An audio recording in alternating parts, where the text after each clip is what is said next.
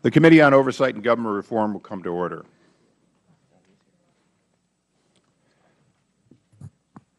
I want to welcome you all here. Timing is everything. Would Chairman Towns please come to the center of the dais, a place he finds, I'm sure, comfortable.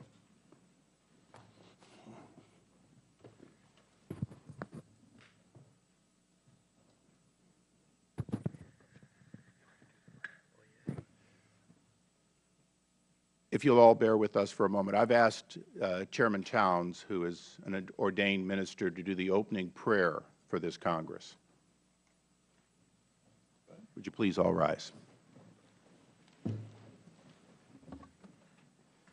Let us bow our heads, because we need prayer here. Oh, our Creator and our God, we gather in your presence to begin our work on behalf of the American people. Let the will to do what is right supersede the titles of Democrat or Republican. Help us to understand that we are one nation under God. Let us realize how important it is that we work together, understanding that there is no big I and little you. Help us, Almighty, to use this opportunity to lift people up. Give us the wisdom and guidance to better stewards for our fellow citizens. Help to correct the mistakes we have made in the past, and when we are not able to agree, help us not to be disagreeable, because we know that the bigger we make your name, the smaller our problems will become. So we come today lifting up your name, knowing the world will never be what it ought to be until we are what we should be. Oh, Father, as we close, bless Gabby Giffords and her staff and her family, and bless the staff of this committee. Help them to stay focused and realize that many are depending on us to get rid of waste, fraud, and abuse. In your name we pray. Amen. Amen. Mr. Towns, would you also come up here first? Just one quick question. Chairman, before we begin, and well, there be no doubt you are still the chairman and always will be when I address you, the committee would very much like to give you this ceremonial, very big, very heavy gavel with your name for your service to the committee. Thank you. Thank you very, very much. Thank you, thank you, thank you, thank you.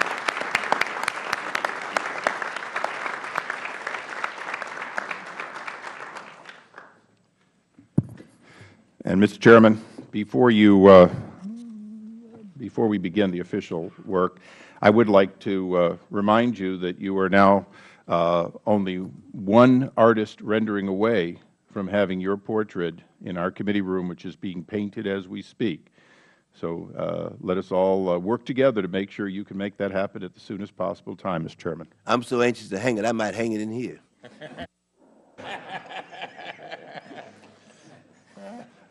Thank you, Mr. Chairman. A quorum being present, the committee meets today to consider a resolution adopting the rules of the committee for the 112th Congress and to announce subcommittee assignments.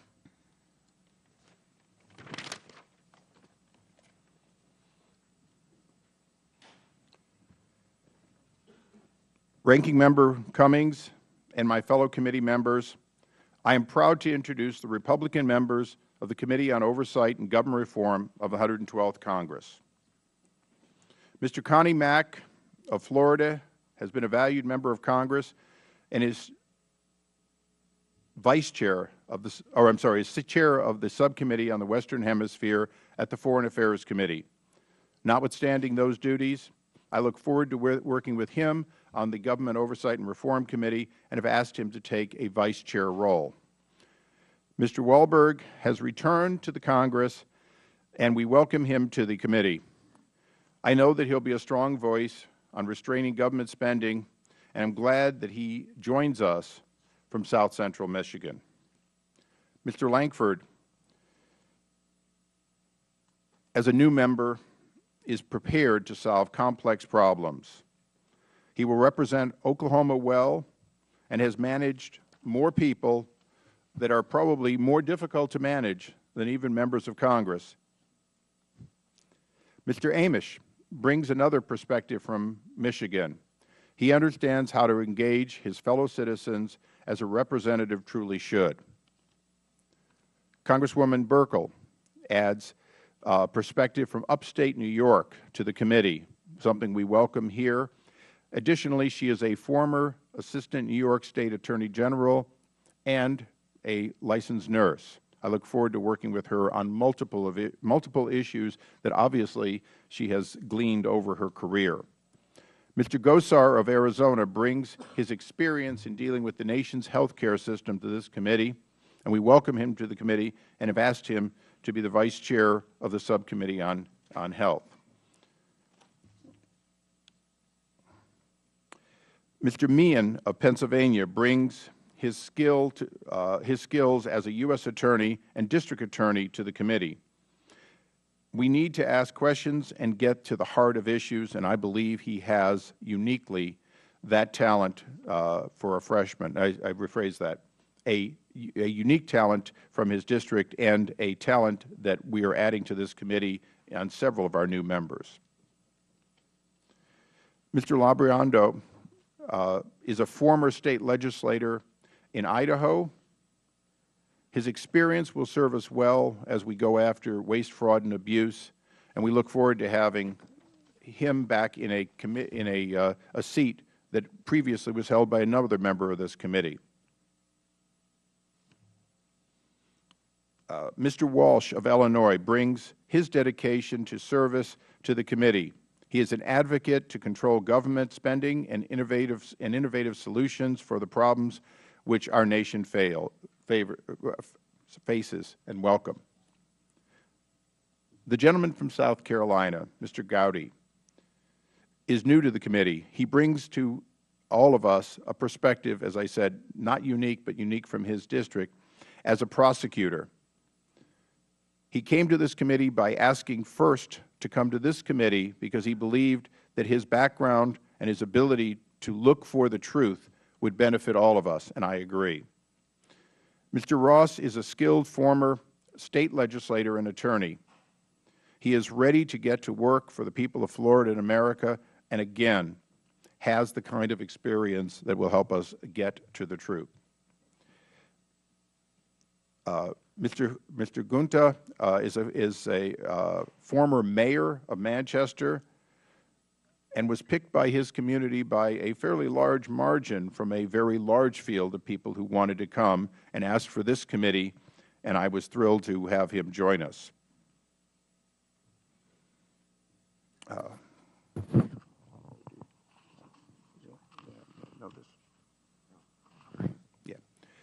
Dr. Dissolay has practiced medicine in Tennessee for almost 2 decades, and I believe that his common sense solutions and understanding of what is likely to be the most complex issue faced in this Congress will add greatly to the committee's work as we try to find ways, as some say, to bend the cost curve of health care. Mr. Farenthold of Texas also joins the 112th Congress. I look forward to working with him to ensure that government lives within its means, something that Texans understand but perhaps is lost on many other states and certainly on this body in the past. A fellow job creator, Mr. Kelly of Pennsylvania, has answered the call to public service. He is not young, he is not inexperienced, and he does not lack from a history of signing the front of a paycheck, not just looking forward to the back. With that, I would recognize the ranking member, Mr. Cummings, for the purpose of introducing the Democratic members. Thank you very much, Mr. Chairman. And first of all, let me congratulate you on your chairmanship. I also thank you, Mr. Chairman, for having Chairman Towns to open us with a prayer. As a son of 2 Pentecostal ministers, I really appreciate prayer and have appreciated it all my life, and I want to thank you, Chairman Towns. Let me welcome back all of the members, our old members and our new members. And Mr. Chairman, we on the Democratic side have all but two of us have served on the committee in the last Congress. And I also want to welcome back two new members, and I say new in quotes, Bruce Braley, who represents the 1st District of Iowa, and John Yarmouth, who represents the 3rd District of Kentucky. They both previously served on this committee. They are great members, and we are happy to have them. And I know that they will bring a lot to our discussion as we all join together addressing issues of fraud, waste, and abuse and the seeking of the truth. And so those are our new members, and we're excited to be here, Mr. Chairman. Thank you. The committee will now consider the resolution for adopting the rules. The purpose of the rules before us today, excuse me, the proposed rules before us today were distributed to each office last Friday. In addition, the drafts of the proposed rules have been shared with the ranking member, Mr. Cummings, and his staff for at least the last 2 weeks. Mr. Cummings' staff raised a number of concerns with proposed changes to the rules, and have worked in good faith to address those concerns. It is my hope that throughout the Congress we will be able to work together in this same way. However, the most significant and welcome changes to the committee procedures in this Congress are not made here today, but in fact were done January 5th with the adoption of the House rules. The new House rules require 3 days public notice of committee markups. The legislation to be marked up must be on the committee website 24 hours before the markup.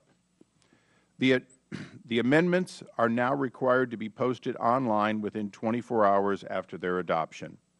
Roll call votes are now required to be posted online within 48 hours of the vote. And witnesses' truth in testimony disclosures must be posted online the day after they testify. I think we can all agree that these worthy and overdue reforms not only give the minority more notice and access, but also make the committee more open to the public. And after all, if we are going to open government, it should begin here. In addition, with the cooperation of the Speaker's office, we have made video of all the committee's hearings available online. As a first step in what I view as a gesture of goodwill to the previous majority, we are putting all of the hearings held in last Congress by Chairman Towns and his Democratic subcommittee chairmen online. As to subcommittees, the most significant changes in the committee rules is the creation, or if I will, the recreation of 7 subcommittees. Prior to the change 4 years ago, we had 7 subcommittees. However, they have been reorganized as we have re-expanded to do more work at the subcommittee level. The Subcommittee on the Federal Workforce and U.S. Postal Service and Labor Policy will have jurisdiction over Federal Civil Service and U.S. Postal Service, as well as labor policy in general. This subcommittee will be led by Chairman Ross and Ranking Member Lynch, and will have Vice Chairman Amish on board. The Subcommittee on Government Organization, Efficiency, and Financial Management will have jurisdiction over the economy, efficiency, and management of government operations and activities, Federal property, and reorganization of executive branch. This subcommittee will be chaired by Mr. Platts, who has previously chaired subcommittees here and has returned to the committee. I am informed that Mr. Towns will work as a partner in this as the ranking member, and Connie Mack, who I mentioned earlier, will be vice chair of this subcommittee. The Subcommittee on Health Care, the District of Columbia, Census, and National Archives will have jurisdiction over drug policy, the District of Columbia, the Census Bureau, federal records, in addition to oversight of federal health care and food and drug safety, something that we began in the last Congress on a bipartisan basis. This subcommittee will be led by Chairman Gowdy and Mr. Davis on the minority side, and will be vice-chaired by Vice Chair Dr. Gosar. The Subcommittee on National Security, Homeland Defense, and Foreign Operations will have oversight over national security, Homeland Security, Foreign Operations. This subcommittee will be led by Chairman Chaffetz. Mr. Tierney will be the ranking member, and Vice Chair will be Mr. Labrador. The Subcommittee on Regulatory Affairs, Stimulus Oversight, and Government Spending will have jurisdiction over regulatory procedures as well as oversight over the stimulus policy, federal spending generally. The subcommittee will be led by Chairman Jordan, Ranking Member Kucinich, and Vice Chairwoman Anne-Marie Burkle. The Subcommittee on TARP, Financial Services, and Bailouts of Public and Private Programs will have oversight over financial and monetary policy, banking, housing, and insurance regulations, as well as financial crisis and rescues. This subcommittee will be led by Chairman McHenry. Mr. Quigley will be the ranking, and Vice Chairman Mr. Gunta. The Subcommittee on Technology, Information Policy, Intergovernment Relations, and Procurement Reform will have jurisdiction over public information, federal information technology, data standards, procurement and grant reform, and unfunded mandate reform. This subcommittee will be led by Chairman Lankford. If I got it right, Mr. Connolly will be the ranking member, and the Vice Chairman will be Mr. Kelly. And I might note that this subcommittee is the one that we spent so much time on a bipartisan basis trying at the full committee to get data standards and transparency embedded into government. I look forward to being very personally involved in the subcommittee activities, because I personally think that this is the legacy that Chairman Towns and I leave behind if we can make government more transparent through the kind of interoperable and transparent databases that we envision. The background memo distributed to all members on Friday describes all of the changes to the subcommittee rules, and without objection, it will be included in the written record. Hearing none. Before yielding to the ranking member, I want to address two issues the ranking member has raised proactively. With regard to subpoenas, the committee rules allows the chairman to authorize and issue subpoenas, and it has not been changed. The same rule has been in place since the creation of this committee in 1995 throughout both Democratic and Republican chairmen.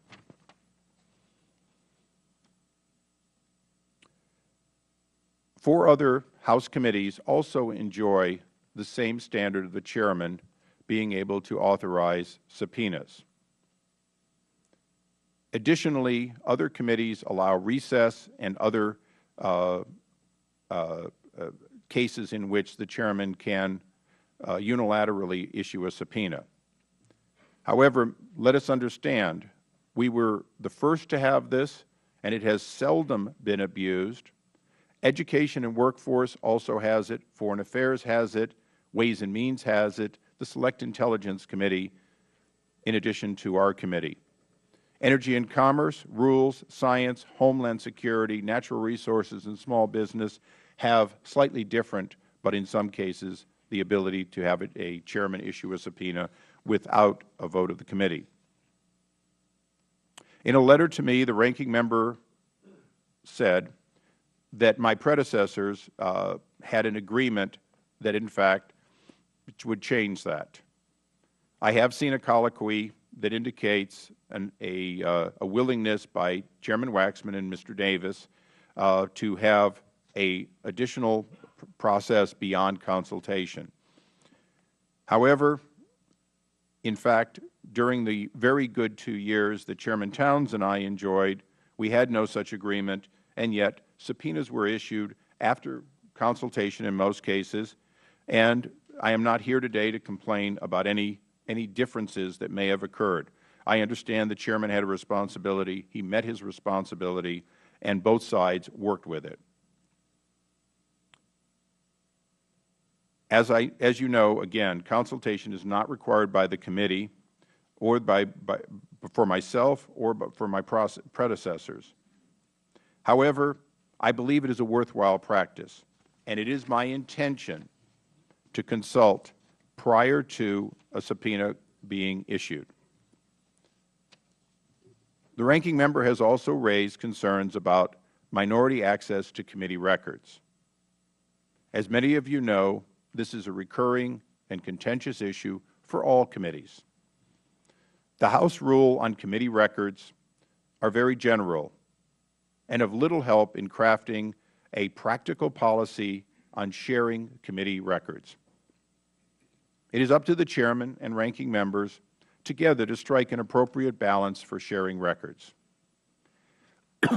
On this committee in particular, with its broad oversight powers to investigate any matter at any time, it is especially important that committee records not be indiscriminately released to the public without proper vetting and fact-checking. While Ranking Member Cummings and I have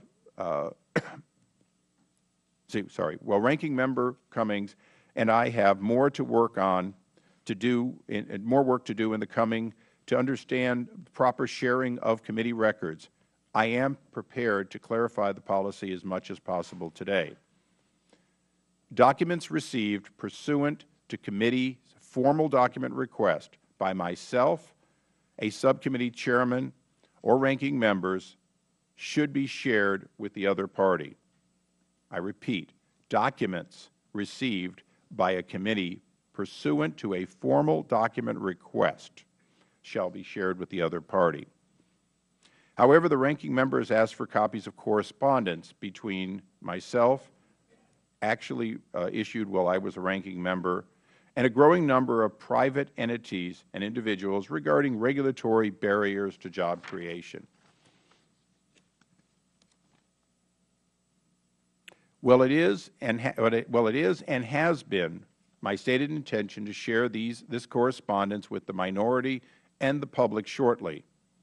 I cannot agree to a policy that would require me to share a copy of every letter I receive with the Ranking Member, nor do I think the Ranking Member is prepared to share with all of us correspondence between the now minority and the White House in a real-time basis.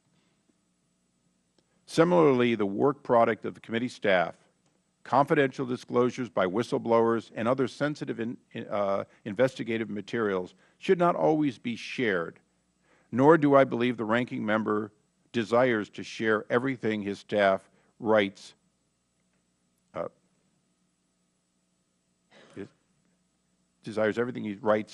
with me.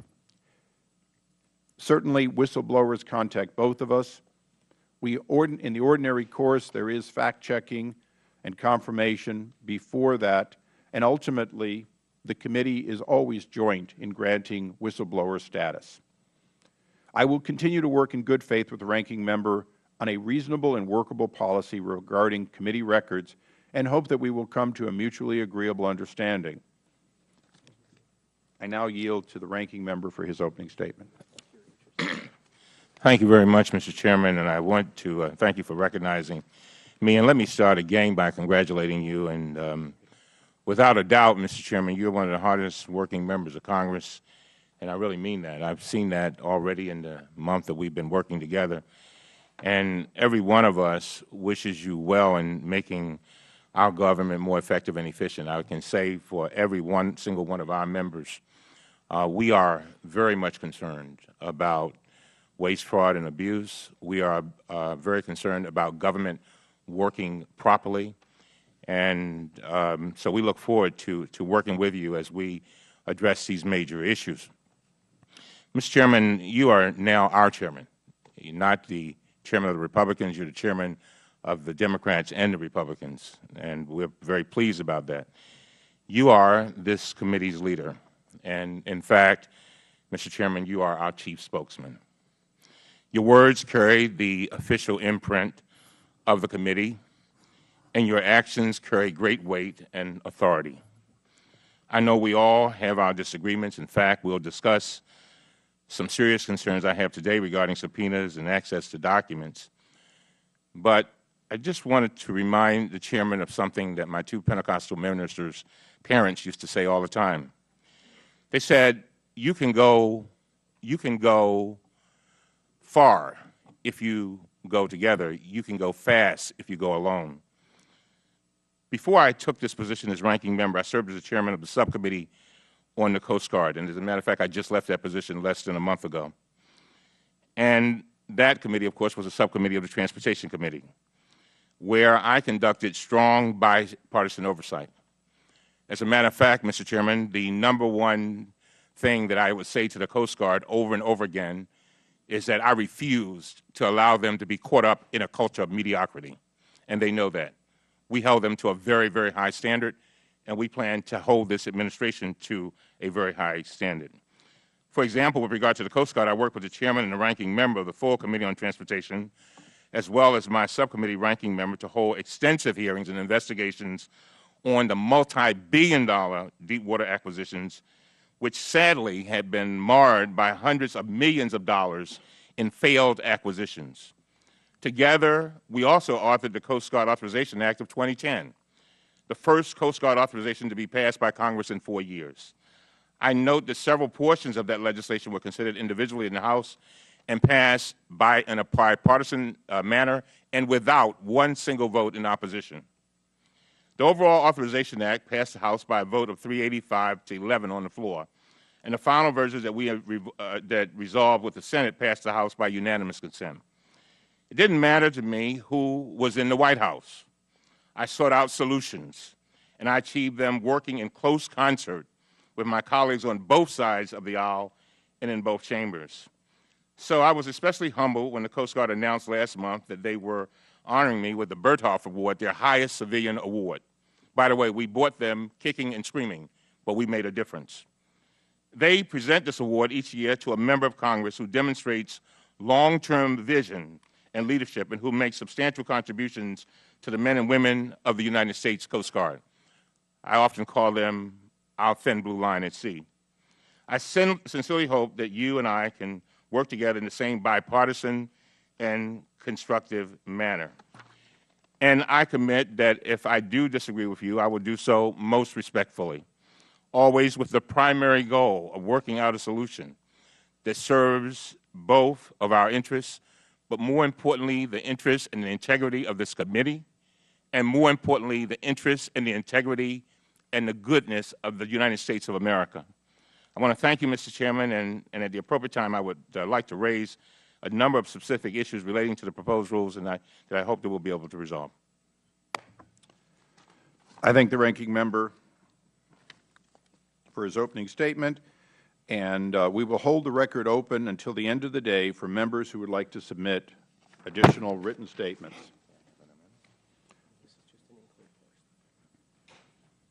We will now open the resolution for consideration. Without objection, the resolution adopting the rules of the committee will be considered as read and open for amendment at any point.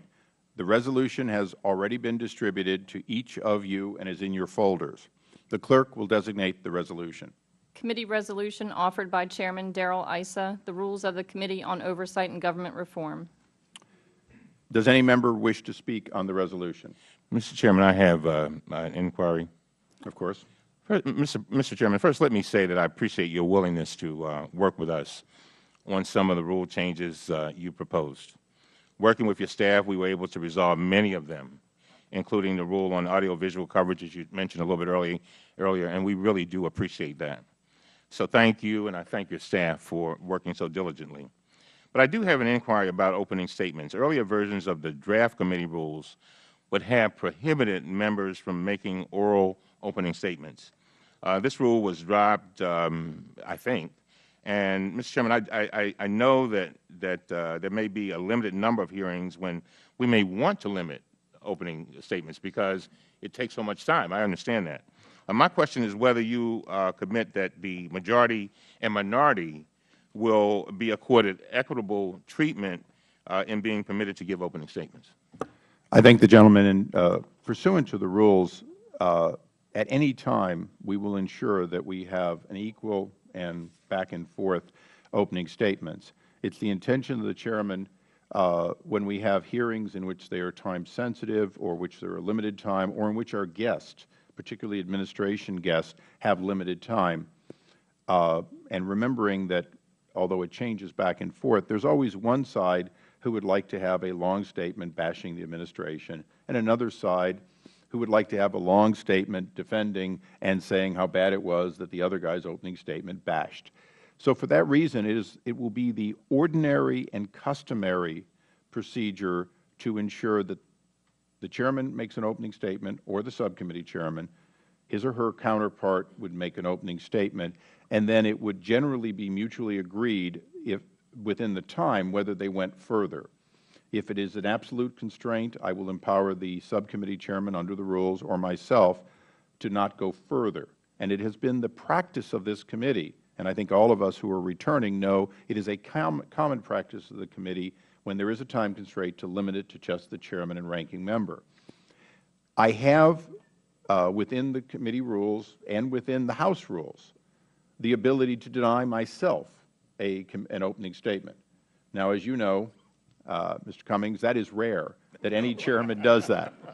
But I will pledge to you that if I deny myself one, thus denying you one, it will be because the importance of the individual speech is so critical that I forego the good work of my staff and your staff, and we present it for the record. It is my intention, though, to try to have as much listening to people and then asking of questions as possible. Notwithstanding that, I believe that if we go beyond the chairman and ranking member, that is on a mutually agreed basis and will alternate. Lastly, and because I want to be thorough, at any time in which a subcommittee has done work and it comes to the full committee, it will be the ordinary practice to have at least 4 opening statements. The chairman and subcommittee chairman who have worked on it, the ranking and subcommittee ranking that have worked on it. Because I believe that if the work of the subcommittee has been done properly, if anyone's going to forego an opening statement, it should be us. So I think you're going to find that there's no real change in the practical execution.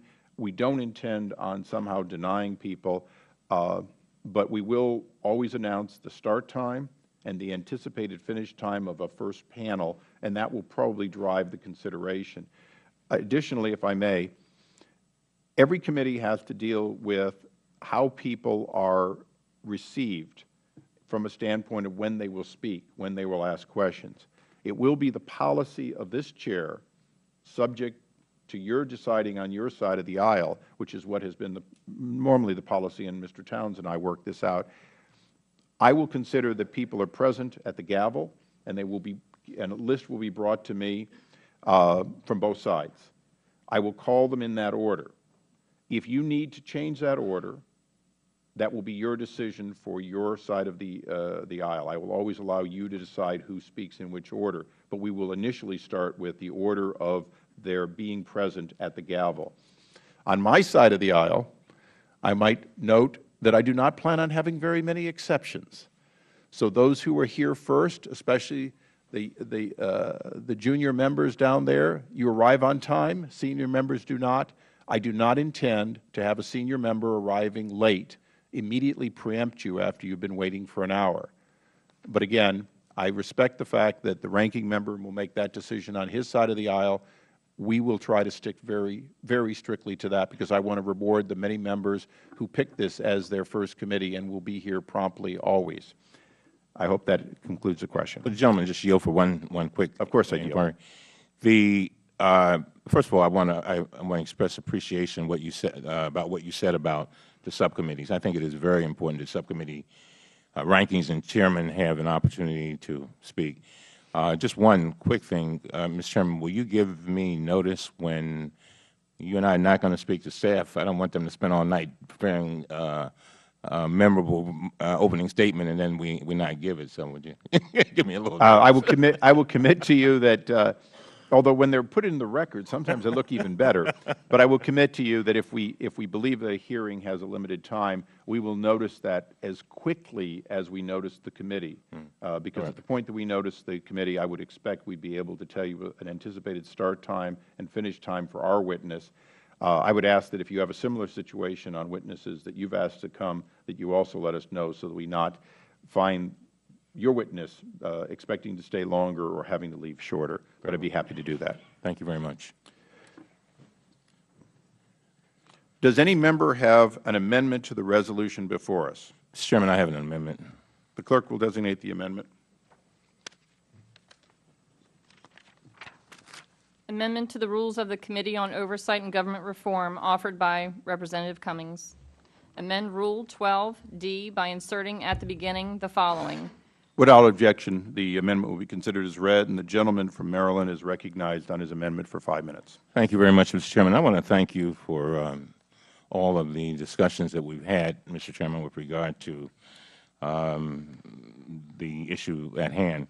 The amendment, Mr. Chairman, would require the Chairman to seek agreement of the ranking member before issuing a subpoena. If the ranking member objects, this amendment would require the Chairman to call a vote of the committee. This standard, seeking the concurrence of the ranking member or a committee vote, has been the approach of all committee chairmen since the McCarthy era, with one exception. And from 1997 to 2002, when Representative Burton served as chairman, he issued more than 1,000 unilateral subpoenas. 1,200, I'm sorry. I apologize, Mr. Burton, 1,200 subpoenas. Not gone, not forgotten. Like you said, once chairman, always chairman. Anyway, he issued more than 1,200 unilateral subpoenas during the Clinton administration without the concurrence of the ranking member or a vote of the committee. As widely reported, this approach led to serious abuses, and it was abandoned by Representative Tom Davis, a Republican who became chairman in 2002.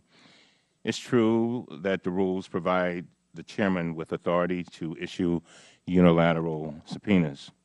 Representative Davis understood that issuing a subpoena is such an extreme exercise of congressional power that it should be undertaken only with agreement of the chairman and ranking member or the backing of the full committee.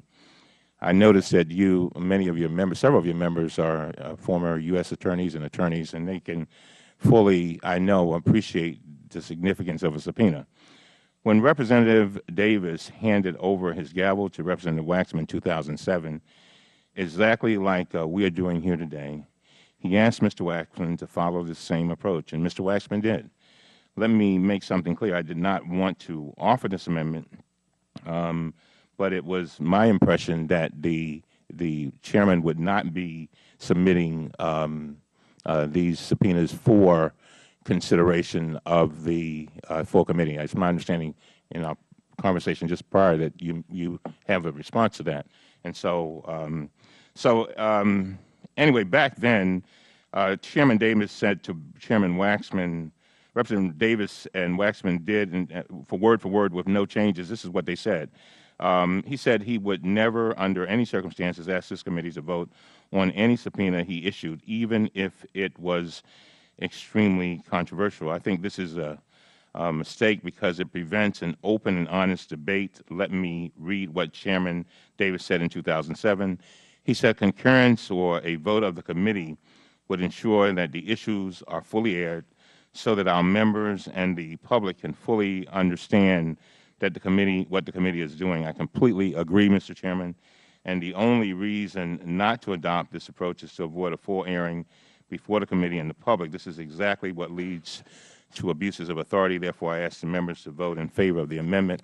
And, Mr. Chairman, let me be real clear. This is, all of us certainly come here from our various districts representing, in most instances, over 700,000 people. And I think that if there is, and all of us want to be included, and inclusion does not mean obstruction. it means being a part of a process. And you will hear me consistently talk, Mr. Chairman, and I know this is something that you're very concerned about because we've talked about it, is the integrity of this committee. And I would think that if there is disagreement between the chairman and most respectfully the ranking member, that those matters would be brought before the full committee. And to be frank with you, I think it's a good idea to have the backing of the full committee when subpoenas are issued. And with that, I would ask the members to vote in favor of the amendment. Thank you, Mr. Chairman. Thank you. I recognize myself for 5 minutes to speak in opposition to the amendment, not in opposition to the principles you mentioned. First, for our esteemed former chairman, I will try to deliver some of the words that he may be too shy to deliver. Abraham Lincoln suspended habeas, and my understand stopped the post office from delivering during an insurrection. No one looks at Abraham Lincoln and says, my goodness, he was a terrible president. They consider the times. Now, Chairman Burton probably made mistakes. I understand that there were incorrect people on a couple of occasions who received subpoenas, and it had to be corrected. At the same time, I will not judge the time when I did not serve in Congress or what he faced. I know that a great many people left the country to evade subpoenas, went to jail over the crimes they had committed. There were real things that happened, perhaps not 1,200, but many. In those ensuing years, since I watched that as a civilian, if you will, and I watched his successors, with successor presidents in many cases, find other ways to do discovery, other ways to get most of these things done. I think for different times, a different procedure is appropriate. We are in different times today. We are not investigating the White House. I have no intention at this point. I have no reason to investigate the White House. We are requiring and insisting that government agencies be held accountable, and we expect them to come before us voluntarily. I do not expect to have the first solution to an agency or an individual working for the government or formally working for the government to be a subpoena. I certainly do not expect to have to subpoena people to hearings. Having said that, every chairman faces a subpoena now and then. Some of them are because individuals say, I can't speak unless you give me the immunity that a subpoena effectively gives me so that I can't be sued for coming in and speaking about matters that others may find somehow private or not to be disclosed. I have viewed the records, and I find that it has not been the policy specifically, in spite of that colloquy, to do required votes for even when a ranking member objects. Having said that, it is my intention to consult and to get your concurrence on most, if not all, subpoenas. Additionally, I take seriously your statement, which is that if we cannot come to an agreement, a vote of the committee may very well be the most legitimate way to resolve a difference of opinion between us. I don't see any of those here today. I don't think you are going to like everyone who I asked to come. Quite frankly, and we had this conversation privately in the past, there is a possibility you are going to want somebody subpoenaed, and I may not want it. This happened with my predecessor. We resolved it. It was contentious. It was difficult. And a threat of the full committee was part of the process. Chairman Towns did the right thing, and he did it on his own. And he did it written the way he thought it should be written. He did it to protect the integrity of this body. The subpoenas have borne a lot of fruit.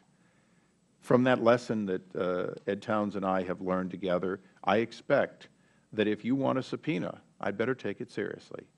And if I want a subpoena and you really object, I'm going to take your thoughts on why you object seriously. To be honest, I will ask other members of my committee, am I doing the right thing, and seek their guidance. And by the way, not just former chairmen. I will also undoubtedly talk to other members on your side and say, Am I nuts? Am I wrong? Is this somehow a subpoena that's outside the mainstream? So I don't intend on simply writing subpoenas endlessly.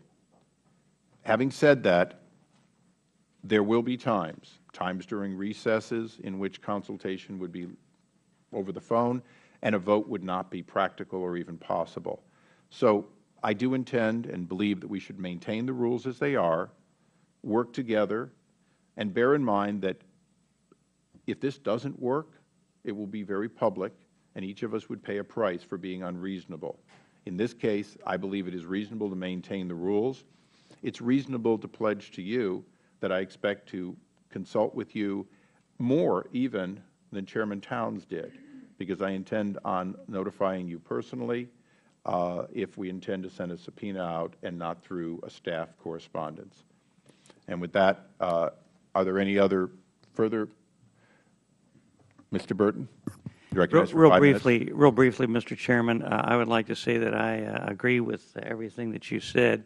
I would just like to make one brief comment about the period within which I was chairman. We had severe questions about illegal campaign contributions coming from all over the world. And the reason I issued the number of subpoenas that I did was because we were trying to get at the bottom of that. As a matter of fact, we had over 100 people either take the Fifth Amendment or flee the country because they didn't want to testify. So it was a very difficult time. These are different times, and I appreciate what you just said, and I yield back. I thank the gentleman, the gentlelady from New York. Thank you, Mr. Chairman. I would like to speak in support of the ranking member's amendment and really place it in the context of what is happening in our country. Americans across this country are calling for a more civil political discourse. They are calling for a more bipartisan approach, which is results-oriented, not bickering and partisan attacks. And I compliment you on a lot of your public rhetoric has been very bipartisan and inclusive. You stated on Fox News you hope that this committee will operate in a, quote, less partisan manner. And I congratulate you on that, but your actions today are very different. They are not bipartisan at all. You stated with this proposal and in a meeting yesterday with Ranking Member Cummings that you will not seek Democratic concurrence for subpoenas and you will not allow the committee to vote on subpoenas. And so my question is, how is this bipartisan? And it also is very opposite to the tradition of this committee. Representative Chairman Clinger, in a letter to Ranking Member Curtis Collins, explained his approach in exercising this authority. And I'd like to place his letter in the record and quote Without briefly objection, from so it. ordered. And I quote, "I shall not authorize such subpoenas without your concurrence or the vote of the committee. I believe that this new rule memorializes the longstanding practice of this committee to seek a consensus on the issue of a subpoena," end quote.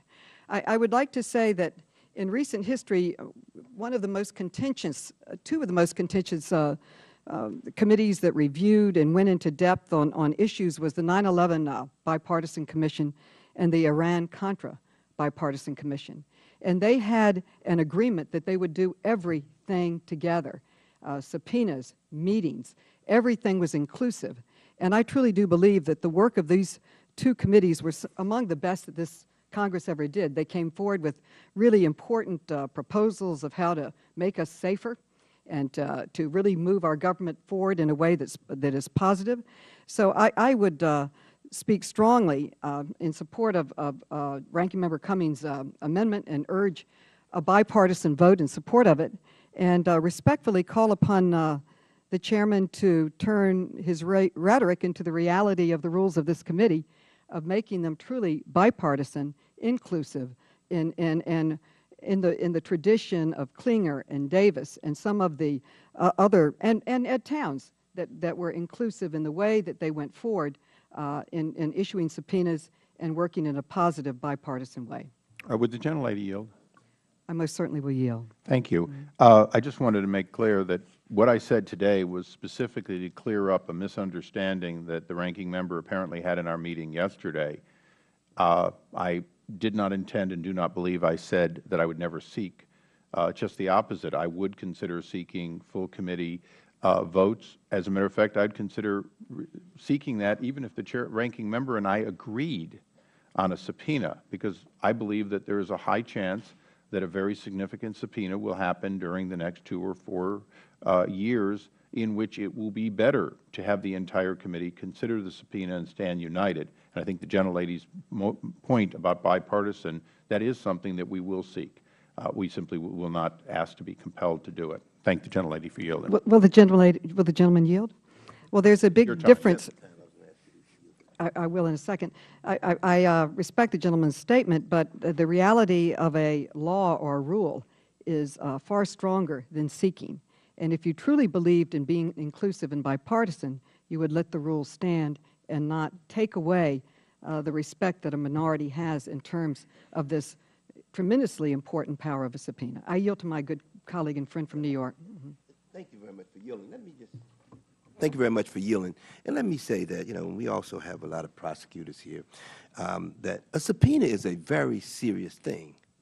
And sometimes you're subpoenaing people who are making $60,000, $50,000 a year. They have to get a lawyer. So we have to be very concerned about using subpoenas. And also, I want to say one other thing. This is not a super ethics committee. And I want to make that very clear. And so the fact that we don't get involved in terms of, subpoenaing in that area. And let's look at it very seriously, have dialogue. And I would say to you that in my days as chair, the gentleman yield 2 minutes. The gentleman yield 2 minutes. I'd yield the distinguished former chairman additional 2 minutes. Thank you very much. Let me just say that sometimes I know it's difficult, but the point is that I think that there's no problem conferring, with a subpoena. I mean, it might delay it a couple of hours, but the point is that what difference does it make when you look at a person that might have to get a lawyer who's making $60,000 a year, $50,000 a year, or to come in and take time from his or her job and spend a day. And it would take a day here, regardless if you're coming from Maryland, Virginia, or Washington, D.C., because once they come in and we have all these opening statements, and after we have opening statements, then there's a vote. And then we vote for the next hour and a half or 2 hours. And then, of course, the person is just sitting there. So we need to make certain that we take this very, very seriously and not just do it because we can. And on that note, I yield back. Thank the gentleman. Is there anyone else that needs to be recognized? The gentlelady from D.C. Yes, Mr. Chairman, I really seek some clarification based on your own opening remarks. You cite in your letter a case or two involving prior chairs, Mr. Towns and Mr. Waxman, where the committee rules on getting the concurrence of the ranking member and a vote were in fact not followed. At the same time, you say, you use the words rare exceptions. You indicated that a vote might not be practical or possible, or we might be in recess. So my question is very straightforward. Do you intend, as a general practice, barring rare exceptions, to seek the concurrence of the ranking member and a vote as a general practice, which would, of course, not bind you to the exceptions that you specifically cited? If the gentlelady would yield. I'm happy to yield. Understand that the rules have not changed since 1995. These have been the same rules for the committee on both sides. The rules do not call for concurrence. However, there is a long tradition of consultation. I intend on continuing that consultation, although it has not always occurred, as we said. I intend to do so. Chairman Towns and I consulted a lot about subpoenas, people coming before the committee, and so on.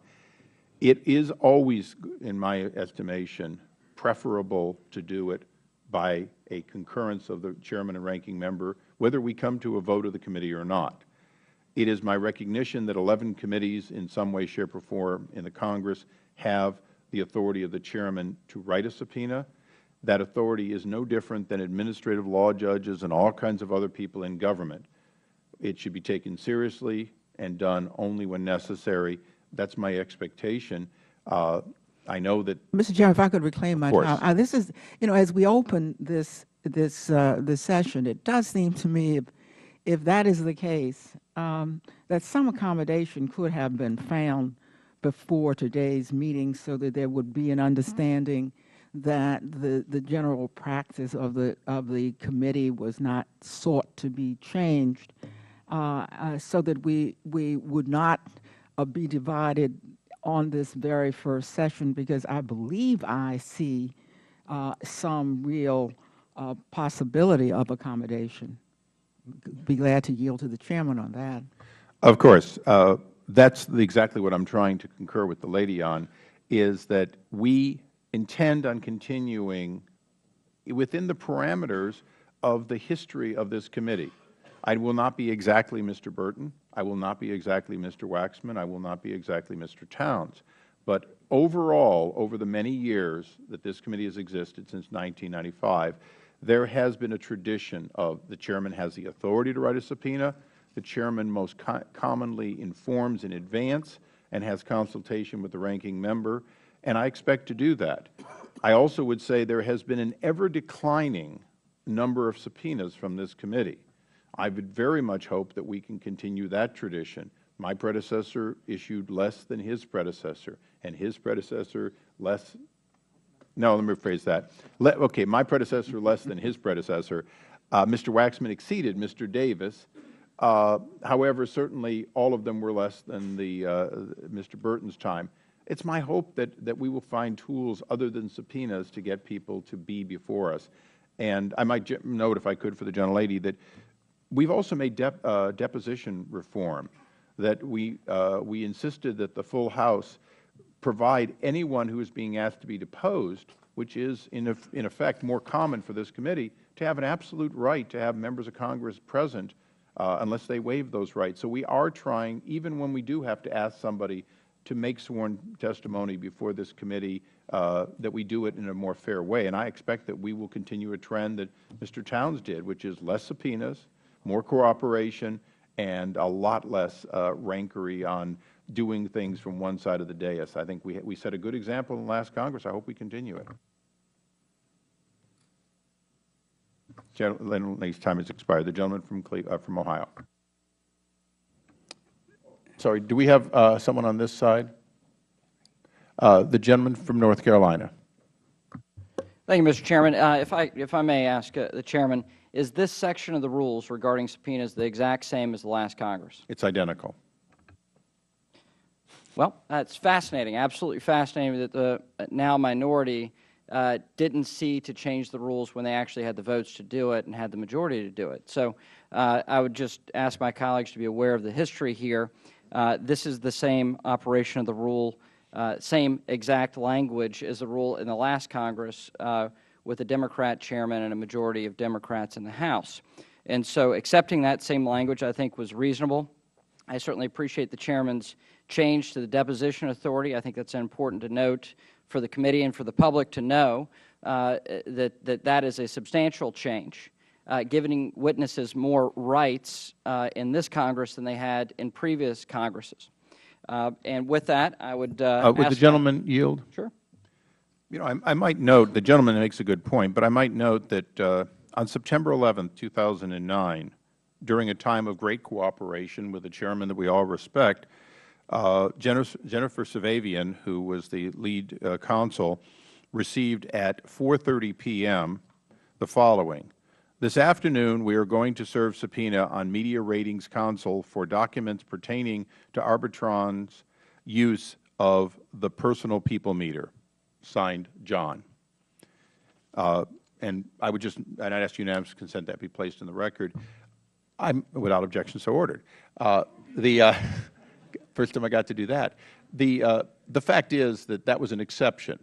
I don't know the details, but staff sent it through. The chairman obviously had to sign it. It was a Friday afternoon, and we received it effectively after the fact and after business hours. It was not an unreasonable subpoena. It was not one in which we screamed and yelled, "How dare you go after this information?" But it was one in which there was no consultation. It is my intent to make sure that we're very careful in light of that, because the only thing that bothered us about this is that we got told after the fact and we didn't have normal consultation. So as the gentleman from North Carolina is acutely aware, it is so much better to have the consultation that I expect to do it always. I yield back. And reclaiming my time, I certainly appreciate that, and I would express to my colleagues that it's my hope that we can get voting here and get moving. And with that, I yield back the balance of my time. Thank you. Other folks on your side? Mr. Kucinich. Thank you very much, Mr. Chairman. I think, seeing as we're at the beginning of this process, it's important, not just for this committee, but for this Congress, to be able to have clarity about the process under which this committee will exercise the power that it's given by the Congress. And frankly, with all due respect, I don't believe that up to this point the Chairman's explanations have added clarity to this debate over the Cummings amendment that says that with the concurrence of the ranking minority member, subpoenas would be issued. Now, the word concurrence is an important word here, because if you look at the letter that comes from March 6, 1996, written by a Republican chairman of the Committee on Government. Would the gentleman suspend? No. The gentleman has. I want to. If the gentleman would suspend. No, I want to make my point. I want you to make your point, but I want you to be aware. To the rules, you are my time? The gentleman will suspend. You are speaking on an amendment. As long as you speak on the amendment, that's fine. Please consider that you do not speak about general agreements and so on. I've tolerated a great deal, and I will tolerate more. But the gentleman will suspend. Your time will be added back.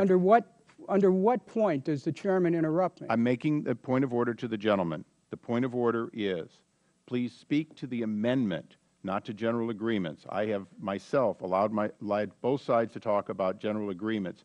If you would like to speak to the amendment, the gentleman is recognized for his full 5 minutes. As the chairman of the Committee on Government Reform and Oversight stated in his letter to members of the committee on March 6, 1996, he said the proposed rule requires that if a subpoena is required in the case of an affidavit or deposition in a travel office matter, I shall not authorize such subpoena without your concurrence or the vote of the committee.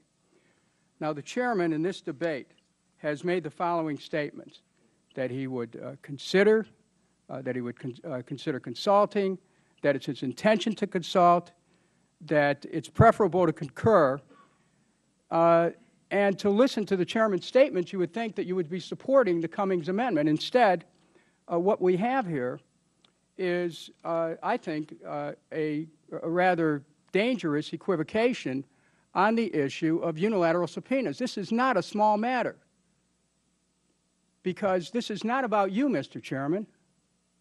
With all due respect, and I do respect you, this is not about you. This is about the power that this committee has, working through the chair, to be able to issue subpoenas.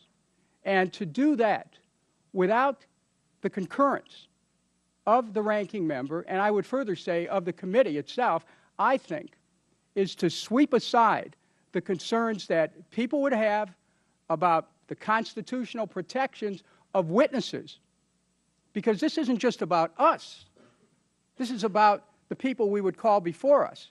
So I think that this is an issue that members of the committee ought to be exercised about, because of the implications that the action that will be taken, we will take today, will have on the next 2 years and on every hearing that follows us. I am not someone who came here to cover up for the Obama administration. Anybody who knows me knows that when I say that, if there's something wrong over there, I'll be the first one to call them on it. But I am someone who believes that this process needs to move in a way that is fair and impartial and doesn't degrade the oversight capacity and responsibilities this Congress had.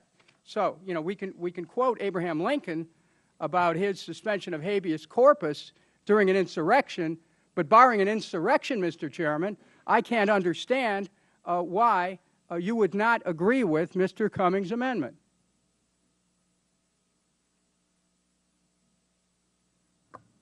Will the gentleman yield? I certainly will. Can I ask the gentleman why you didn't offer this 2 years ago or 4 years ago if it was so important? We have a whole new Congress here. and you know what? And I appreciate Please. because the chairman was ready to cooperate. As a matter of fact, so well that in this morning's or yesterday's Politico, it said that Chairman Towns was not only fair, but he lost his job because he was too fair.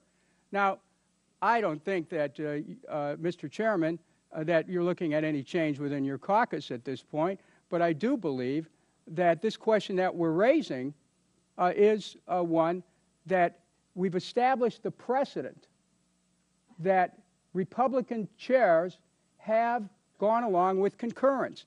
Now, I wish you would speak to the fact of why you will not go along with concurrence, because you've cited what's happened in a previous Congress with respect to Mr. Towns, but this is about you. This isn't about Mr. Towns. You're the chairman now. The gentleman's time has expired. The chair recognizes the gentleman from Florida, Mr. Mack.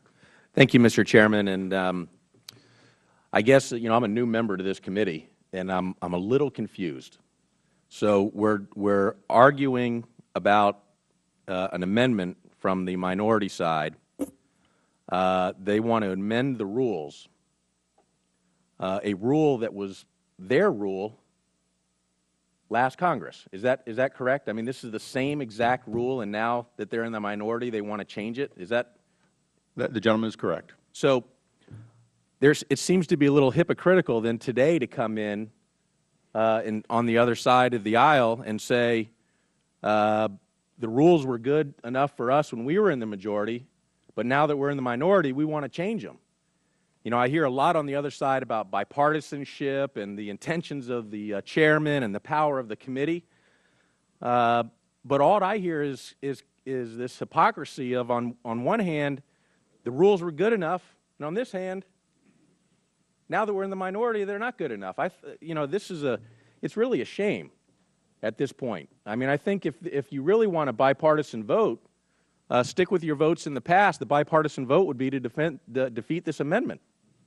And let's move on to doing the people's business. Part of the reason why I came to this committee is because I'm tired of people in the administration and other people are avoiding when we have questions. So, Mr. Chairman, with all due respect to this committee as a new member, the hypocrisy of the minority now to say this rule was good enough when we were in the majority, but now I want to change it is it's disappointing. I think if the American people are watching this, they're asking, what is it that the other side stands for? Would the gentleman yield? I'd be happy to yield. Thank you very much. We have, I certainly understand the gentleman's concerns, but we've been pretty much forced into this position because we're not talking about the rule, we're talking about a practice and the practice of the committee. And we wanted to read a colloquy back from 2007 between Davis and Waxman, but that was disallowed.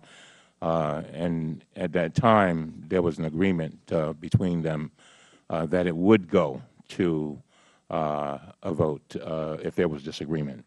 And so you've got two things happening here. You have a rule, but you also have a practice. And I know as an attorney you can identify with that, and so I'll yield back to the gentleman. Well, nobody's trying to be hypocritical is what I'm saying. If I can reclaim my time, you can talk about the intent all you want, and I think we'll be able to judge the chairman on that as we move on.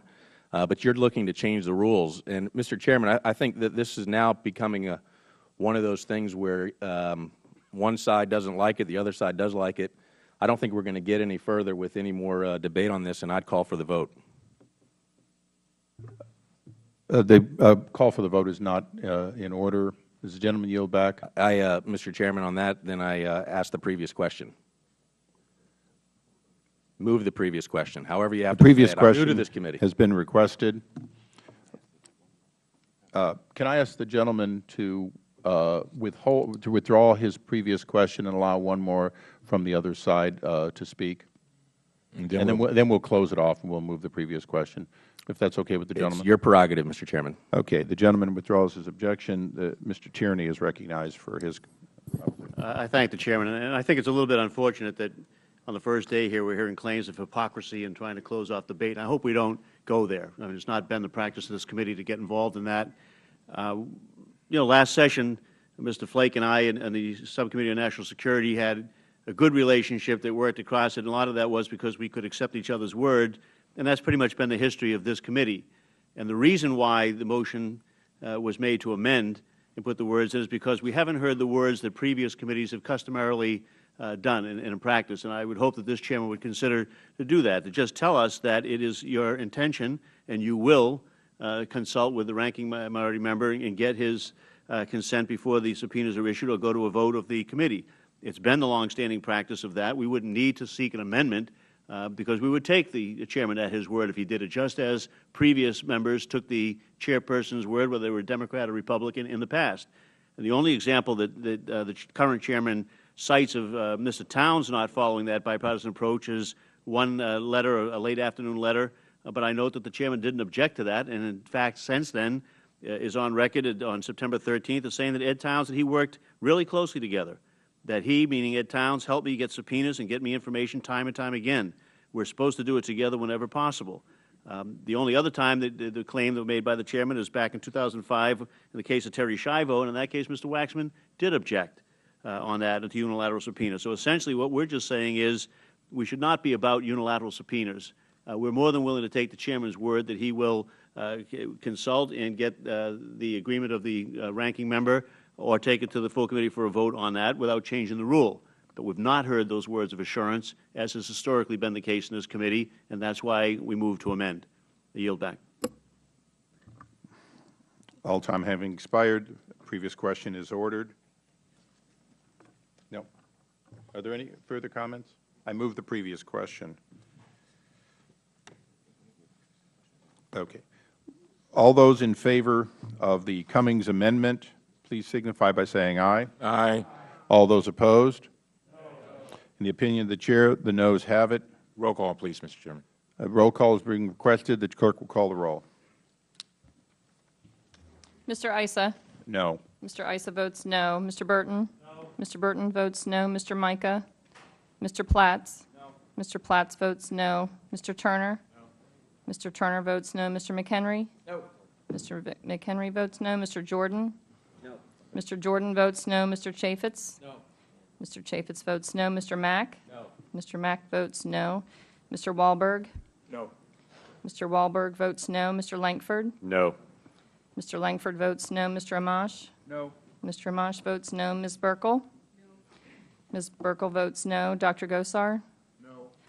Dr. Gosar votes no. Mr. Labrador? No. Mr. Labrador votes no. Mr. Meehan? No. Mr. Meehan votes no. Dr. Desjardins? No. Mr. Desjardins votes no. Mr. Walsh? No.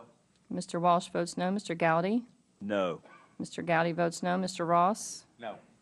Mr. Ross votes no. Mr. Ginta? No. Mr. Ginta votes no. Mr. Farenthold? No. Mr. Farenthold votes no. Mr. Kelly? No. Mr. Kelly votes no. Mr. Cummings? Yes. Mr. Cummings votes yes. Mr. Towns? Yes. Mr. Towns votes yes. Mrs. Maloney? Yes. Ms. Maloney votes yes. Ms. Norton? Ms. Norton votes yes. Mr. Kucinich? Mr. Kucinich votes yes. Mr. Tierney? Yes. Mr. Tierney votes yes. Mr. Clay? Yes. Mr. Clay votes yes. Mr. Lynch? Yes. Mr. Lynch votes yes. Mr. Cooper? Yes. Mr. Cooper votes yes. Mr. Connolly? Aye. Mr. Connolly votes yes. Mr. Quigley? Yes. Mr. Quigley votes yes. Mr. Davis? Aye. Mr. Davis votes yes. Mr. Braley? Mr. Welch? Mr. Yarmouth? Mr. Yarmouth votes yes. Mr. Murphy? Yes. Mr. Murphy votes yes. Ms. Spear? Yes. Ms. Spear votes yes.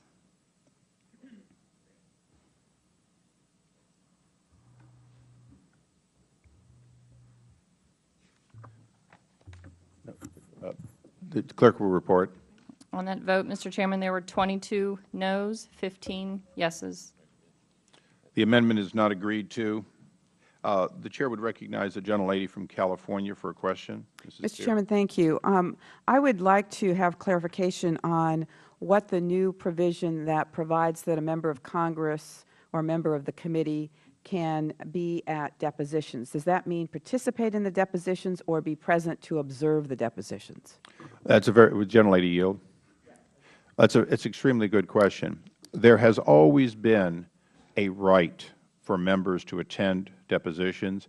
The rules of the committee, which we'll be glad to furnish you, have a procedure whether they are staff or members alternating back and forth. We have, because we are an investigative committee, we have a long set of procedures in which staff, and I'll shortcut it, we give 3 days notice of a deposition. Both the majority and minority show up, and there is a whole procedure for back and forth and time limits.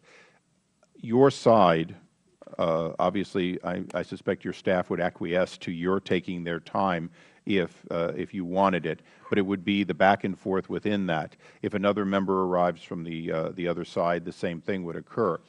If 10 members show up, they do not change the deposition. It's simply a question of whose time are they speaking on, alternating.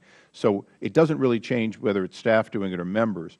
What the full House did, which I think is critical, and I appreciate the gentlelady's asking, is they've said that a person being deposed must waive the right to have a member present, one or more members present, or they will not be deposed by staff. And this comes from a series of depositions which were done staff only under a previous chairman, in which it was believed by then the minority, my side, that there was a tendency toward potential abuse because staff have a lot of time.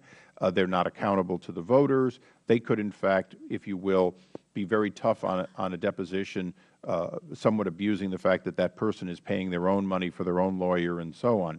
So we felt that if the light of day, by being able to have a member of Congress there, the congressman's time probably on both sides being important, that this would reduce or eliminate abuse. That was the reason that we lobbied the Speaker for it and got it into the rules. It will apply to this committee all the time and apply to any other committee that may be granted deposition authority at some future time.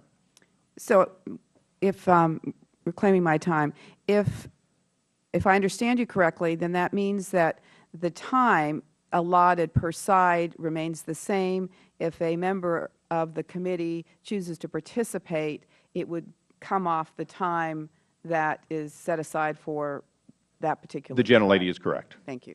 Would the gentlelady yield?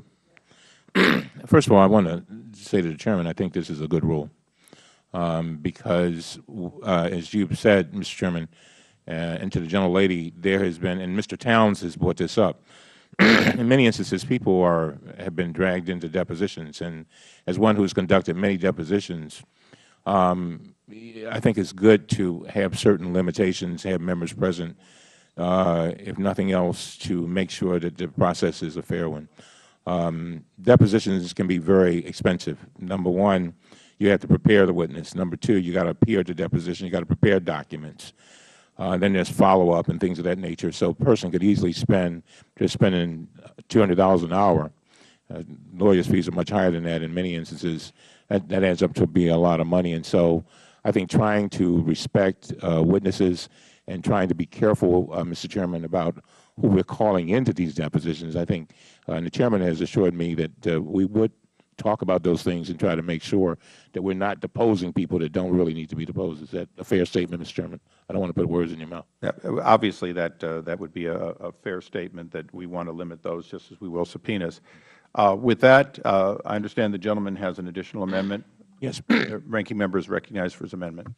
I have an amendment at the desk, Mr. Chairman. The clerk will report.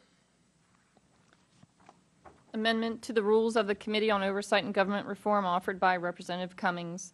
Strike subsection D of Rule 12 and insert the following. D1, with the concurrence of the amendment will be considered as read, and the ranking member is recognized for 5 minutes. Thank you very much, Mr. Chairman. I'll be very brief, and I think that this is an amendment that we can all agree with. Mr. Chairman, one of your primary objections to the previous amendment seemed to be that it would not allow you to issue emergency subpoenas, and I can certainly understand that. In other words, there could be cases when an individual sought by the committee is a flight risk or is about to board an airplane out of the country. In these cases, waiting for the committee to vote on a subpoena could prevent us from obtaining the information we seek. And as I've said to the chairman on numerous occasions, we too are seeking the truth, and we want the process to work. The amendment addresses this concern directly. It requires the chairman to seek minority concurrence on a committee vote, but it also includes an exception for emergencies. In those cases, it requires the chairman to notify committee members within 3 days after the subpoena is issued about the nature of the emergency and the efforts to contact the ranking member. It also requires the chairman to explain why waiting for a committee vote would prevent us from obtaining the information sought by the subpoena. This is a common sense compromise that I think you should be able to support, Mr. Chairman. In fact, let me give credit where credit is due. This is the exact proposal you made at this committee's organizational meeting back in 2007, and this is what you said at that time. And I quote, I might just suggest that other committees on which I serve, specifically the Select Intelligence Committee, have a procedure which I believe would, if we cannot accept the concurrence, their procedure is a consultation, a full vote of the committee, unless the chairman finds it to be extraordinary, meaning that for some reason, in this case, the subpoena would have to be issued in a hurry, end of quote. You went on to say, Mr. Chairman, that this approach would not take away from any of the chairman's power, but would establish the steps he should follow in these cases. Given that this was your idea, Mr. Chairman, I hope that you will accept this amendment. I urge members to vote for it. The Chair has no interest in changing the rules as they've been for the previous Congress, and would oppose the amendment. Now call the question. Are all those in favor of the Cummings amendment signify by saying aye? Aye. All those opposed? No. In the opinion of the Chair, the noes have it. The noes have it. Roll call. Clerk will report the roll. Mr. Issa? No. Mr. Issa votes no. Mr. Burton? No. Mr. Burton votes no. Mr. Micah? No. Mr. Micah votes no. Mr. Platts? Mr. Turner? Mr. Turner votes no. Mr. McHenry? Mr. McHenry votes no. Mr. Jordan? Mr. Chaffetz? No. Mr. Chaffetz votes no. Mr. Mack? No. Mr. Mack votes no. Mr. Wahlberg? Mr. Lankford? No. Mr. Lankford votes no. Mr. Amash? No. Mr. Amash votes no. Ms. Burkle? Ms. Burkle votes no. Dr. Gosar? Mr. Labrador? No. Mr. Labrador votes no. Mr. Meehan? No. Mr. Meehan votes no. Dr. Desjardins? No. Dr. Desjardins votes no. Mr. Walsh? No. Mr. Walsh votes no. Mr. Gowdy? No. Mr. Gowdy votes no. Mr. Ross? No. Mr. Ross votes no. Mr. Ginta? No. Mr. Ginta votes no. Mr. Farenthold? No. Mr. Farenthold votes no. Mr. Kelly? No. Mr. Kelly votes no. Mr. Cummings? Yes. Mr. Cummings votes aye. Mr. Towns? Aye. Mr. Towns votes aye. Mrs. Maloney? Aye. Ms. Maloney votes aye. Ms. Norton? Ms. Norton votes yes. Mr. Kucinich? Mr. Kucinich votes yes. Mr. Tierney? Mr. Clay? Mr. Clay votes yes. Mr. Lynch? Mr. Lynch votes yes. Mr. Cooper? Mr. Cooper votes yes. Mr. Connolly? Mr. Quigley? Mr. Quigley votes yes. Mr. Davis? Mr. Davis votes yes. Mr. Braley? Mr. Welch? Mr. Yarmouth? Mr. Yarmouth votes yes. Mr. Murphy? Mr. Murphy votes yes. Ms. Spear? Ms. Spear votes aye. Mr. Chairman. Yes. Mr. Chairman, this is Mr. Connolly. I wish to be recorded as voting aye. Mr. Connolly votes aye. The clerk will report the tally. On that vote, Mr. Chairman, there were 20 noes, 14 ayes. The amendment is not agreed to. Are there any other amendments? Mr. Chairman. The gentleman from Maryland. Mr. Tierney had an amendment. I don't know whether he'll be back in time, but I want to just go to a final inquiry Mr. Of Chairman. course. And if he gets back, then we will address that. Mr. Chairman, I have an inquiry about how you are interpreting the rules with regard to committee records. I know you mentioned some things earlier when we first began, but I want to make sure we are clear. The gentleman will suspend. I don't mind his inquiry. I'd like to get to the final vote, and we will not adjourn until after this is discussed. Hearing no more amendments, the question now occurs on the committee resolution. All those in favor of adopting the resolution, please signify by saying aye. Aye. All those opposed? No. In the opinion of the Chair, the ayes have it. The ayes have it. The resolution is agreed to. Mr. Ranking Member is recognized for his inquiry. Thank you very much, Mr. Chairman. House Rule 10, Clause 9G, provides that both Republican and Democratic staff shall be accorded equitable treatment with respect to the accessibility of committee records. That means if one side gets them, the other side gets them, as I understand it. That's basic fairness. But certainly that's not what's been happening. On January 14th, you sent a letter to the Department of Homeland Security Secretary Napolitano requesting information about the Department's policies on the Freedom of Information Act requests, and I want to thank you, by the way, for getting that letter to us about a half an hour before this hearing. But you did not provide it to us before then, and back on January 16, 2011, your spokesman stated publicly that your letter was based on other documents obtained by the committee according to a press account. On Sunday, Oversight Panel spokesman Frederick Hill said ICE sent the letter, and I quote, because the committee has received documents that raise questions about the veracity of DHS officials on that matter.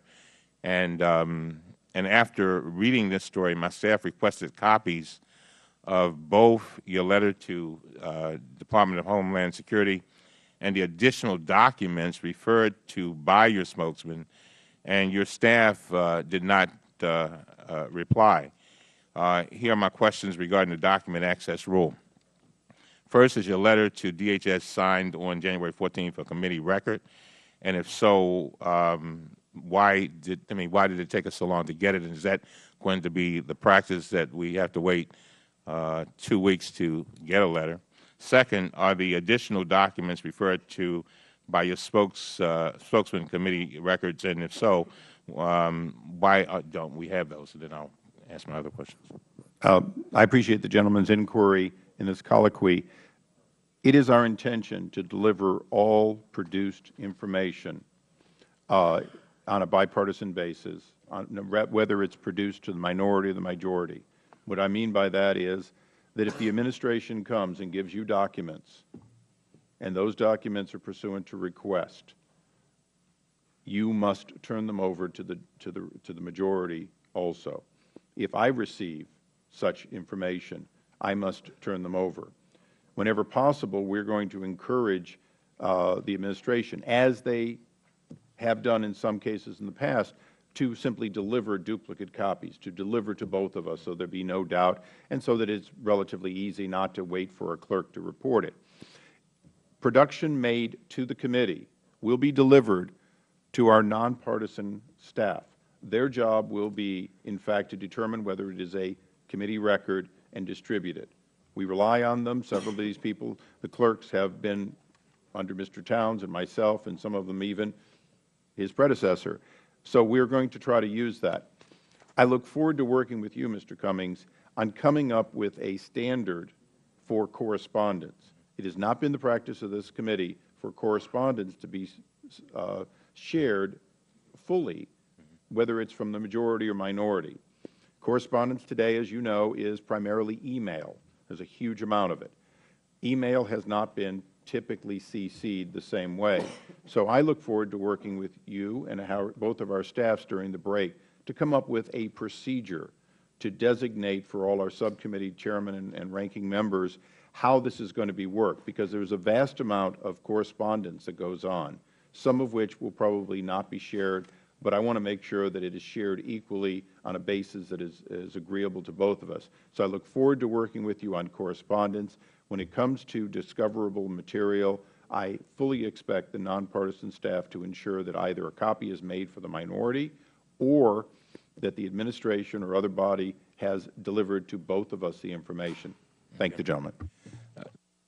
And I think that there's still an issue left here, and that is timing. In other words, if we say, for example, have a letter that goes out January 14th, we get it on the 25th, and how soon can we expect to get these documents that you were just talking about? I mean, in other words, timing here on the Hill, it can be very significant. If we get something 10, 12 days after the majority gets it, it can certainly be to our disadvantage. Our staff wants to prepare. They're working very hard, just as yours is, and they need to be able to do that. And so I was just wondering what you had in mind. And I appreciate the gentleman, not for this colloquy at the moment, but I appreciate the gentleman's inquiry. And fortunately, to your right, you have the former chairman of the committee. And I pledge to you that we will work to, because of the increased amount of digital data we're receiving, in addition to paper, to shave off even some time from what Mr. Towns was able to do.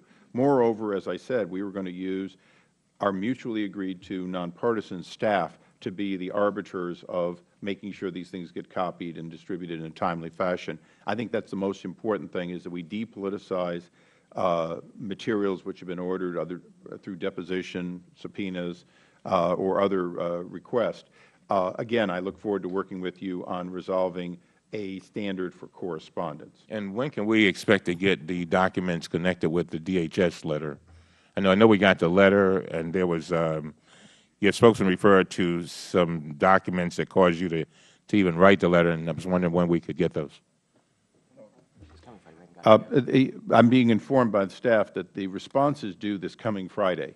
So I would assume that you'll have it, if it arrives before 4:30, you'll have it this coming Friday. The only reason I asked that is because your spokesman said you already had them. So that's why I asked. You believe what you read in the press? I believe your spokesman.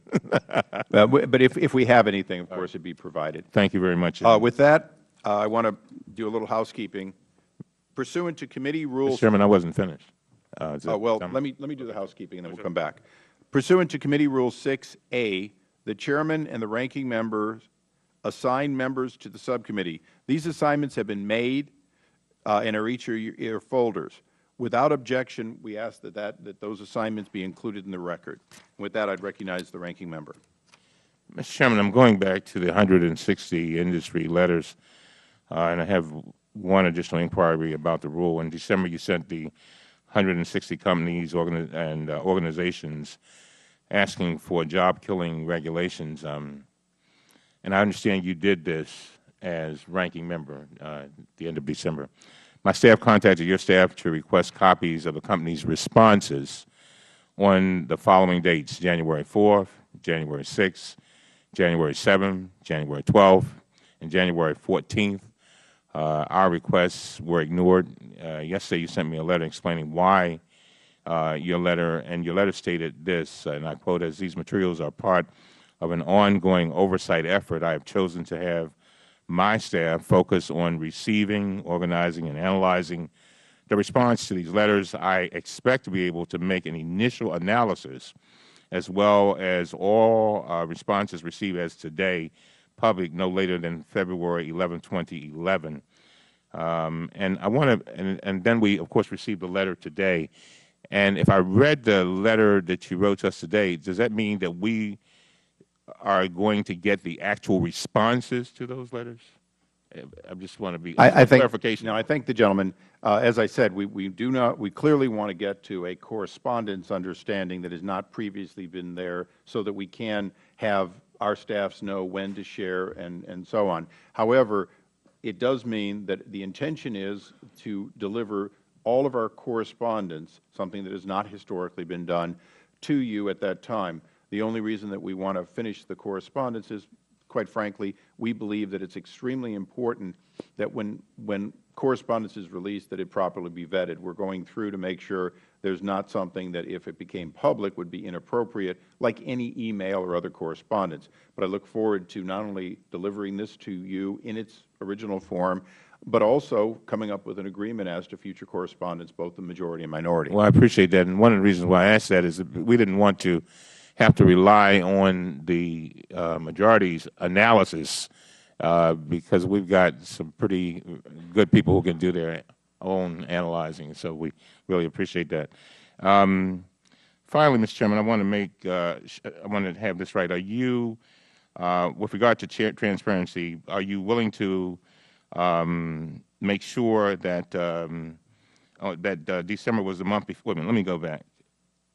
When you are these records, are you claiming that because these records were done, in other words, the letters were sent before you became chairman, that they are not official records, or they are?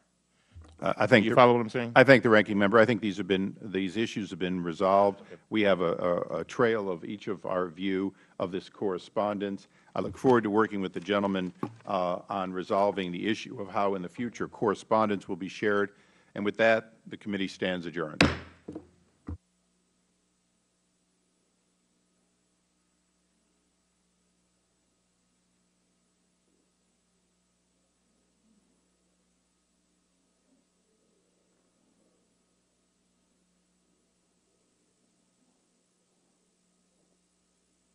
State legislator in Idaho. His experience will serve us well as we go after waste, fraud, and abuse, and we look forward to having him back in a seat that previously was held by another member of this committee. Mr. Walsh of Illinois brings his dedication to service to the committee. He is an advocate to control government spending and innovative solutions for the problems which our nation faces, and welcome. The gentleman from South Carolina, Mr. Gowdy, is new to the committee. He brings to all of us a perspective, as I said, not unique, but unique from his district, as a prosecutor. He came to this committee by asking first to come to this committee because he believed that his background and his ability to look for the truth would benefit all of us, and I agree. Mr. Ross is a skilled former state legislator and attorney. He is ready to get to work for the people of Florida and America, and again, has the kind of experience that will help us get to the truth. Mr. Gunta is a former mayor of Manchester and was picked by his community by a fairly large margin from a very large field of people who wanted to come and ask for this committee, and I was thrilled to have him join us.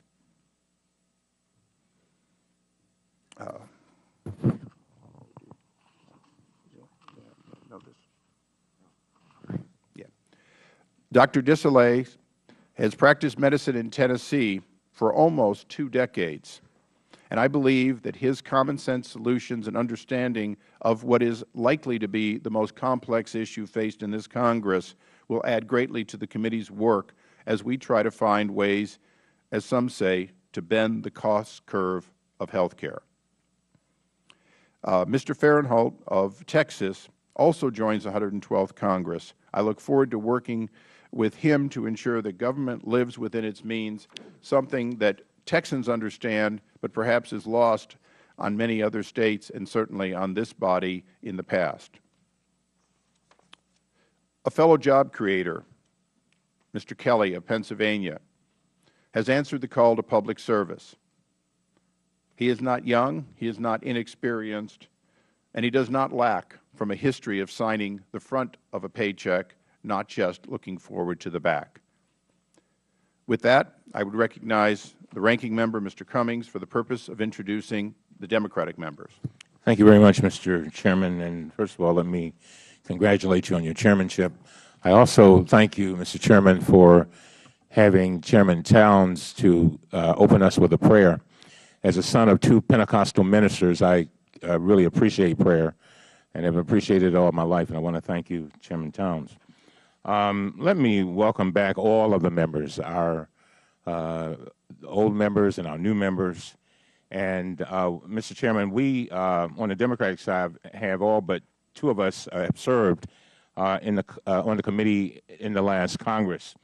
And I also want to welcome back 2 new members, and I say new in quotes, Bruce Braley, who represents the 1st District of Iowa, and John Yarmouth, who represents the 3rd District of Kentucky. They both previously served on this committee.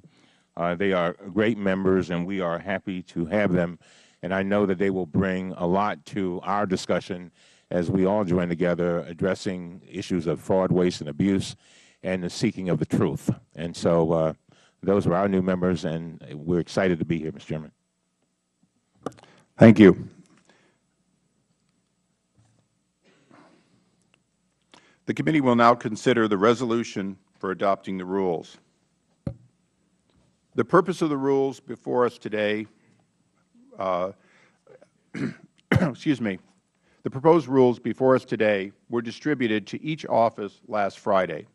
In addition, the drafts of the proposed rules have been shared with the ranking member, Mr. As we close, bless Gabby Giffords and her staff and her family, and bless the staff of this committee. Help them to stay focused and realize that many are depending on us to get rid of waste, fraud, and abuse. In your name we pray. Amen. Amen. Mr. Towns, would you also come up here first? Just one quick question. Chairman, before we begin, and well, there be no doubt you are still the chairman and always will be when I address you, the committee would very much like to give you this, this ceremonial, very big, very heavy gavel with your name for your service to the committee. Thank you. Thank you very, very much. Thank you, thank you, thank you, thank you.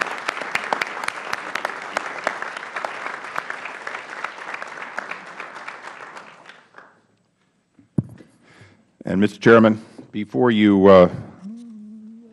we begin the official work, I would like to remind you that you are now only one artist rendering away from having your portrait in our committee room, which is being painted as we speak.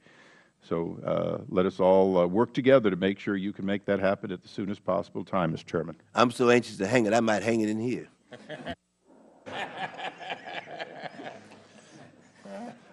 Thank you, Mr. Chairman. A quorum being present, the committee meets today to consider a resolution adopting the rules of the committee for the 112th Congress and to announce subcommittee assignments.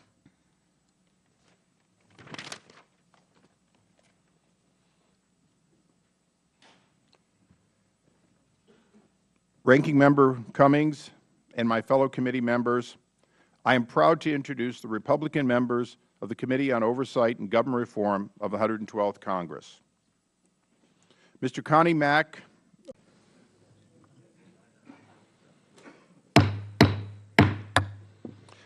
the Committee on Oversight and Government Reform will come to order.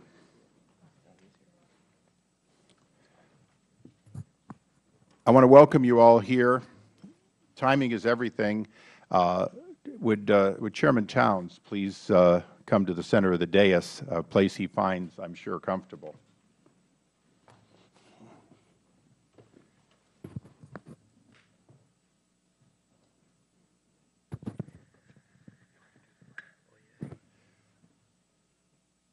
If you'll all bear with us for a moment, I've asked Chairman Towns, who is an ordained minister, to do the opening prayer for this Congress. Would you please all rise? Let us bow our heads, because we need prayer here. Oh, our Creator and our God, we gather in your presence to begin our work on behalf of the American people. Let the will to do what is right supersede the titles of Democrat or Republican. Help us to understand that we are one nation under God. Let us realize how important it is that we work together, understanding that there is no big I and little you. Help us, Almighty, to use this opportunity to lift people up. Give us the wisdom and guidance to better stewards for our fellow citizens. Help to correct the mistakes we have made in the past, and when we are not able to agree, help us not to be disagreeable, because we know that the bigger we make your name, the smaller our problems will become. So we come today lifting up your name, knowing the world will never be what it ought to be until we are what we should be. Oh, Father, as of Florida, has been a valued member of Congress, and is vice chair of the, or I'm sorry, is chair of the subcommittee on the Western Hemisphere at the Foreign Affairs Committee. Notwithstanding those duties, I look forward to working with him on the Government Oversight and Reform Committee and have asked him to take a vice chair role. Mr. Wahlberg has returned to the Congress, and we welcome him to the committee. I know that he will be a strong voice on restraining government spending, and I'm glad that he joins us from South Central Michigan. Mr. Lankford, as a new member, is prepared to solve complex problems. He will represent Oklahoma well and has managed more people that are probably more difficult to manage than even members of Congress.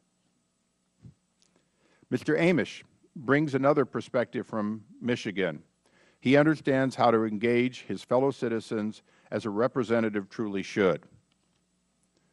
Congresswoman Burkle adds perspective from upstate New York to the committee, something we welcome here. Additionally, she is a former Assistant New York State Attorney General and a licensed nurse. I look forward to working with her on multiple issues that obviously she has gleaned over her career. Mr. Gosar of Arizona brings his experience in dealing with the nation's health care system to this committee, and we welcome him to the committee and have asked him to be the vice chair of the subcommittee on health.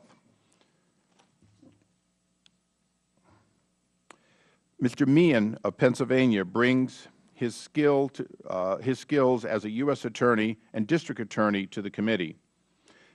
We need to ask questions and get to the heart of issues, and I believe he has uniquely that talent for a freshman. I rephrase that. A unique talent from his district and a talent that we are adding to this committee on several of our new members. Mr. Labriando is a former state